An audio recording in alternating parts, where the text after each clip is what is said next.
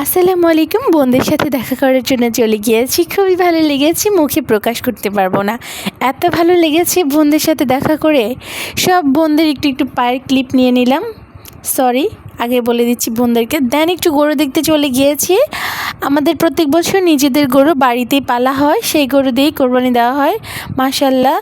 দেন এরপর বাবুকে নিয়ে বাসায় চলে এসেছি। বাবু কবুতর দেখে খুবই এক্সাইটেড হয়ে গিয়েছে। আম্মু কবুতর দুটোকে জবাই দিবে, তো এগুলোকে নিচে নামিয়ে রেখেছে। আর বাকি কবুতররা আদার খাওয়ার জন্য চলে এসেছে। এগুলো দেখে বাবু খুবই খুশি, অনেক বেশি এক্সাইটেড হয়ে গিয়ে তারপর একটু ডাব ভেঙে ডাবের পানি খেয়েছি। ডাবের পানিটা খুবই মিষ্টি ছিল মাশাআল্লাহ, আমার কাছে খুবই ভালো লেগেছে।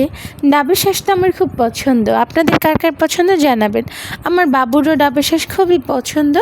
তারপর একটু কাঁঠাল খেতে চলে গিয়েছি। আম্মু বললো তোমাদের হাতে কষ্ট লেগে যাবে, তোমরা না দরকার নেই, আম্মু নিয়ে দিচ্ছি, তোমরা খাও।